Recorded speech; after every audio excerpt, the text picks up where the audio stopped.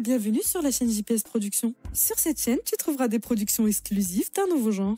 Le concept de la vidéo est simple. Je choisis un artiste à interviewer dans n'importe quel univers et il devra répondre aux 7 questions fondamentales sur sa carrière. Sans te faire attendre, voici le contenu. Bon visionnage! Aujourd'hui, j'ai eu le plaisir de rentrer en contact avec Mika Scarvalho pour une interview exclusive sur ses nouveaux projets. Sans plus attendre, accueillons de suite notre comédien. Salut Mika Scarvalho, j'espère que tu vas bien. Je te remercie d'avoir accepté mon invitation pour cette interview. Je vais très bien, merci Bétul, et j'en profite également pour te remercier pour cette invitation. Lors de notre première interview, tu nous as parlé de ce qu'est le Mika's Wednesday Show. Qu'en est-il de l'avancée du projet ? Concernant l'avancée du projet, le podcast aura lieu de octobre 2023 à mai 2024. Il passera sur LRB, une radio luxembourgeoise fréquence 103.9, tous les mardis soirs. Alors, je le nomme le plus grand podcast au Luxembourg. Pourquoi ? Parce qu'il y a quand même 50 artistes luxembourgeois et français qui sont mes invités. Alors, on parle de rappeurs, on parle de stand-up comedians, on parle de footballeurs, on parle de chanteurs et plein d'autres arts qui y sont représentés. Tu souhaites amener un style de stand-up comédie à la française au Luxembourg. Je souhaite en savoir plus sur ce projet. Concernant les thèmes, en fait, de base, le podcast, il y a moi comme modérateur et t'as 2 artistes. Disons qu'il y a un stand-up comedian et un rappeur. Moi, je fais 5 activités où le stand-up comedian, il doit essayer d'entrer dans la peau du rappeur et vice-versa. Le rappeur doit entrer dans la peau du stand-up comedian de par mes activités. En fait, ça, c'est seulement des activités pour captiver l'attention des jeunes. Parce que les sujets entre les activités sont la partie la plus importante. Pourquoi ? On parle de cyberharcèlement, on parle de santé mentale, on parle de... Les jeunes veulent être connus, oui, mais à quel prix ? On parle de comment les artistes ont fait pour en arriver là où ils sont au stade d'aujourd'hui.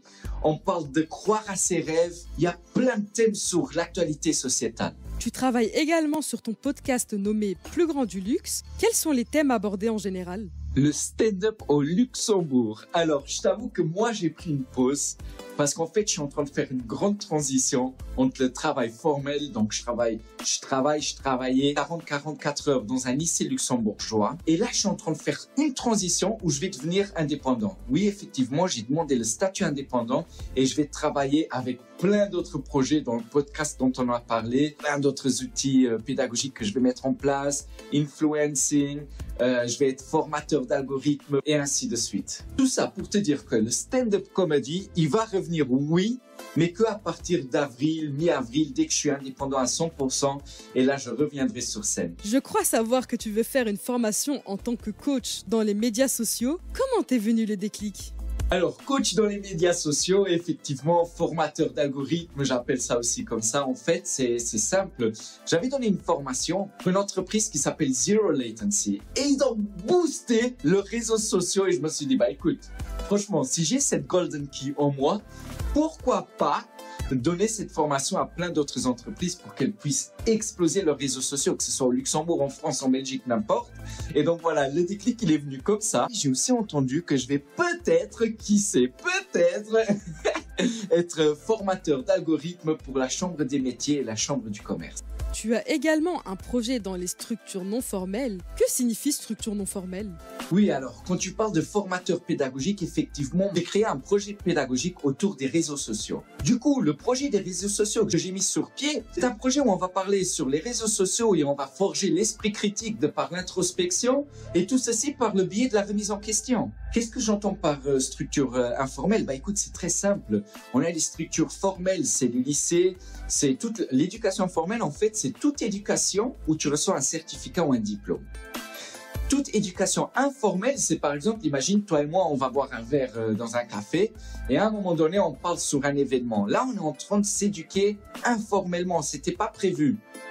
Et puis, il y a l'éducation non formelle, c'est toute activité qui est organisée au préalable, mais dont on ne reçoit pas directement un diplôme ou un certificat. Tu souhaites toujours continuer le concept de vidéo unique dans le style sketch que tu postes sur les réseaux sociaux ? Non, alors ces vidéos, je peux vraiment pas arrêter. C'est une grande partie de ma rémunération, elle provient de ces vidéos-là.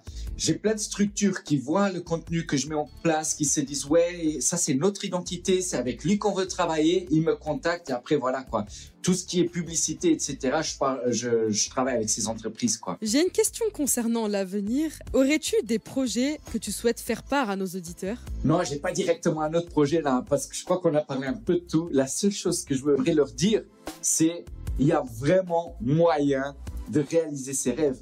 Moi, j'ai demandé le statut indépendant et je suis un peu allé chercher des infos à gauche, à droite pour travailler en tant que tel, tu vois, en tant qu'indépendant. Du coup, là, aujourd'hui, ma rémunération, c'est les vidéos, c'est le stand-up comedy, c'est formateur d'algorithmes, formateur en pédagogie. J'ai mis un projet en place sur les réseaux sociaux.